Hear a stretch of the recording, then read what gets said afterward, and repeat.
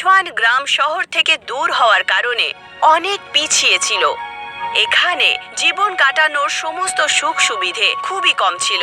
গ্রামের আশেপাশে দূর দূর পর্যন্ত রাস্তাও নেই, আর এমনকি গ্রামে বাচ্চাদের লেখাপড়ার জন্য স্কুল পর্যন্ত ছিল না, যার কারণে এই গ্রামের সমস্ত বাচ্চাদের পড়াশোনা করতে দূরে যেতে হতো। রঘু দাদা, তাড়াতাড়ি রেডি হয়ে যাও, নয়তো আমরা আবার স্কুলে দেরিতে পৌঁছবো। আর একটু আমাকে ঘুমোতে দে না দিদি, আমার খুব ঘুম পাচ্ছে। না, তাড়াতাড়ি ওঠো আর স্কুলে যাওয়ার জন্য রেডি হও। কিন্তু দিদি, আমার বন্ধু রবি, শ্যাম আর পিঙ্কু ওরা সবাই 8টার সময় ঘুম থেকে ওঠে, আর তুই আমাকে 5টার সময় ঘুম থেকে তুলে দিস। হ্যাঁ, আরে বোকা, ওদের বাড়ি তো স্কুলের কাছেই, সেই জন্য ওরা দেরিতে যায়। কিন্তু আমাদের তো স্কুলে যেতে 2 ঘন্টা লেগে যায়, তাই না? সেই জন্য আমাদের তাড়াতাড়ি উঠতে হবে, তাই না? খুব ভালো হতো যদি আমাদের গ্রামেও স্কুল থাকতো, তাহলে এত দূরে যেতে হতো না আমাদের, তাই না বল? এই ভালো টালো ছেড়ে দে আর তাড়াতাড়ি রেডি হয়ে যাও। রঘু জেগে ওঠে আর স্কুলে যাওয়ার জন্য তৈরি হয়। কিছুক্ষণের মধ্যেই সে স্কুল ড্রেস পরে আর ব্যাগ নিয়ে তৈরিও হয়ে যায়, আর দুজন ভাই বোন জল খাবার খেতে বসে পড়ে। এই নাও, তোমাদের দুজনের জন্য গরম গরম আলুর পরোটা তৈরি করেছি। মা জ্যোতি আর রঘুকে থালাতে আলু পরোটা আর চাটনি দেয়, আর দুজনেই খুব ভালো করে খেতে শুরু করে। মা, পরোটা তো খুব টেস্টি।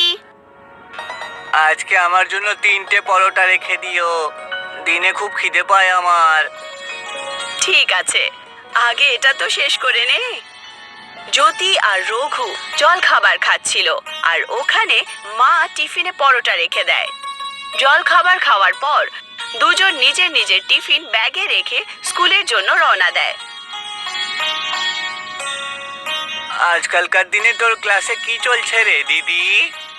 26 জানুয়ারি আসছে না, তারই তৈরি চলছে। আরে বাহ, আমারও ক্লাসে সেম জিনিসই চলছে, আর আমি তাতে পার্টিসিপেটও করছি রে।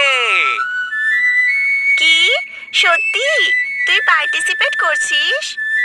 হ্যাঁ, কেন? কারণ আমিও পার্টিসিপেট করছি। তুই এই ব্যাপারে আমাকে বললি না কেন? তুই আমাকে জিজ্ঞাসাই করিসনি, কিন্তু কেন বলতো? আচ্ছা, তাহলে বল কি করবি তুই? এইবারে আমি একজন সৈনিক হয়েছি রে, জানিস, যে প্যারেড করবে আর সবাইকে স্যালুট জানাবে। আচ্ছা, তাহলে এই ব্যাপার, আমাকে একবার স্যালিউট করে দেখা। রঘু জ্যোতিকে স্যালিউট করে, কিন্তু সেটা সঠিক স্যালিউট ছিলই না। দেখলি, তুই ভুল করে স্যালিউট করছিস। সেই জন্যই বলছি, আগে বললি না কেন? এই দেখ, স্যালিউট এইভাবে করে। তারপর জ্যোতি নিজেই স্যালিউট করে ওকে দেখায়।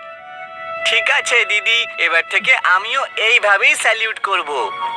এখন রঘু একবার জ্যোতিকে ঠিক করে স্যালিউট করে দেখায়। হ্যাঁ, এখন হলো না সঠিক? আজ থেকে সব সময় এইভাবেই স্যালিউট করবি। আমি জানতাম তুই কোনো না কোনো ভুল নিশ্চয়ই করবি। যখন টিচার শেখায় তখন তোর মন কোথায় থাকে বল? আর এত বকিস না তো তুই আমাকে, আমি ঠিকঠাক ভাবে করছি তো। রঘু আর জ্যোতি কিছুক্ষণের মধ্যেই কথা বলতে বলতে স্কুলে পৌঁছে যায়, কারণ এখন 26 জানুয়ারির জন্য একদিনই বেঁচে ছিল। সেই জন্য স্কুলে সবাই চারদিকে 26 জানুয়ারির তৈরি করছিল, আর সমস্ত বাচ্চারা উৎসাহের সাথে তাতে পার্টিসিপেট করছিল। টিচার, আমি কি আমার গ্রুপের সাথে গ্রাউন্ডে গিয়ে ফাংশনের তৈরি করতে পারি? টিচার সহমতি জানান, আর জ্যোতি নিজের বান্ধবীদের সাথে গ্রাউন্ডে গিয়ে তৈরি করতে শুরু করে। সমস্ত স্টুডেন্টসরা কালকের ফাংশনের জন্য খুবই উৎসাহিত আর মন লাগিয়ে তৈরি করছিল। ছুটি হওয়ার পর সবাই নিজের নিজের বাড়ির জন্য রওনা দেয়। আজ তো তুই ভালো করে তৈরি করেছিস না? হ্যাঁ দিদি, আজকে তো আমি সেটাই করেছি যেটা টিচার বলেছে, আর আমি আমার সমস্ত বন্ধুদেরকে ঠিকভাবে স্যালুট করা শিখিয়েছি। আরে বাহ, তুই তো খুবই স্মার্ট হয়ে গেছিস। চল, কালকে সবকিছু দেখবো কে কিরকম তৈরি করেছে। হ্যাঁ দিদি, কালকে ভীষণ আনন্দ হবে। সমস্ত বাচ্চাদের সাথে সাথে রঘু আর জ্যোতিও কালকের অপেক্ষায় ছিল। কিন্তু রাত্রিবেলা আকাশে ঘন মেঘ চলে আসে আর প্রচন্ড বৃষ্টি হওয়ার কারণে জ্যোতির গ্রাম স্কুল থেকে জুড়ে দেওয়ার পুল ভেঙে যায়।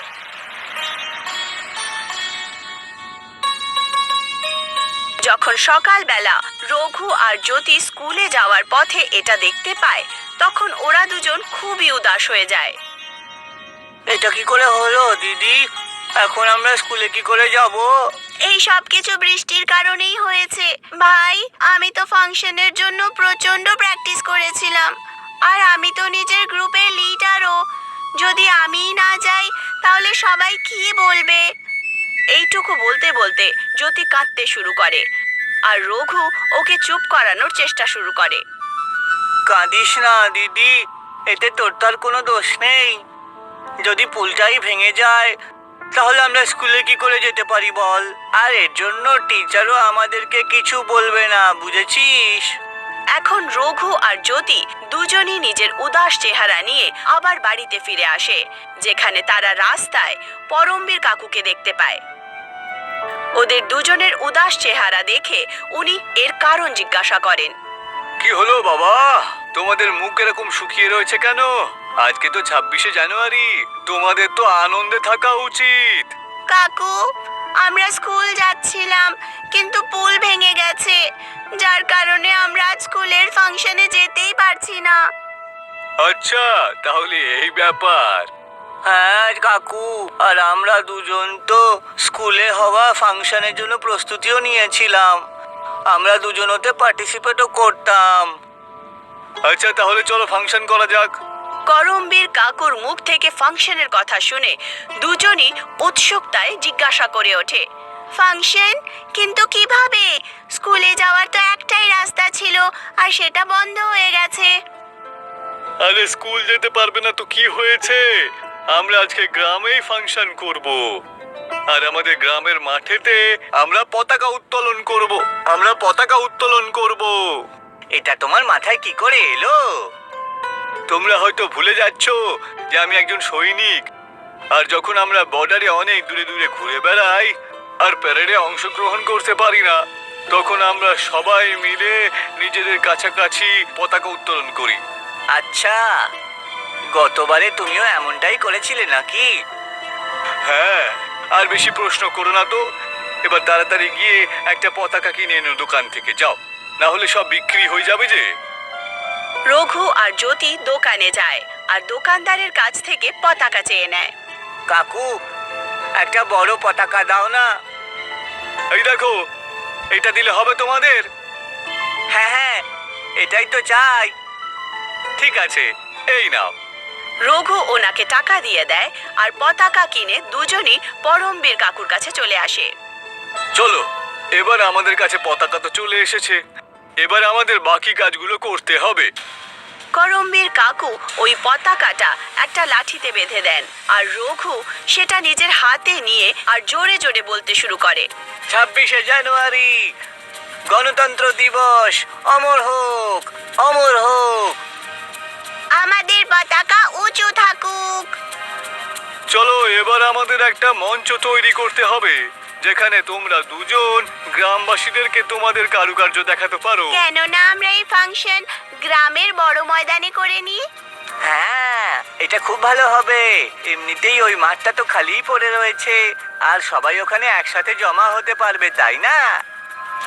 এখন রঘু, জ্যোতি আর করমবীর তিনজনই গ্রামের ময়দানে চলে যায় আর ওখানে পরিষ্কার পরিচ্ছন্ন করতে শুরু করে দেয়। তক্ষুনি ওখানে নাথু হালুয়াই চলে আসেন। আরে তোমরা সবাই এখানে কি করছো ভাইয়া?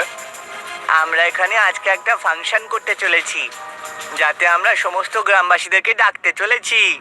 আপনিও অবশ্যই আসবেন। আরে কাকে জিজ্ঞাসা করে তুমি এই জায়গা বেছে নিয়েছো? এখানে কিছু করার আগে গ্রামের প্রধানের কাছ থেকে অনুমতি নিতে হবে। অনুমতি ছাড়া তোমরা এখানে কিছু করতে পারবে না, বুঝলে? আর এমনিতেই আজ থেকে এখানে আমার দোকান লাগানো হবে। কিন্তু আপনার দোকান তো বাজারে আগে থেকেই রয়েছে। তাতে কি হয়েছে? আমি দোকান লাগাবো, বুঝেছো, যাতে আমার আরো বেশি বিক্রি হয়। তাহলে তোমরা এখন আমাকে বলবে আমার কি করা উচিত আর কি নয়, হ্যাঁ? আর তোমরা এই কারুকার্যের ভেতরে দোকান খোলার অনুমতি দেবে, তাই না? বাহ বাহ বাহ বাহ।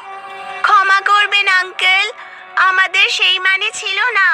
আমরা তো ব্যাস এইটুকু বলছিলাম যে কেননা আমরা দুজন এই ময়দানে একসাথে নিচের নিচের কাজ করি।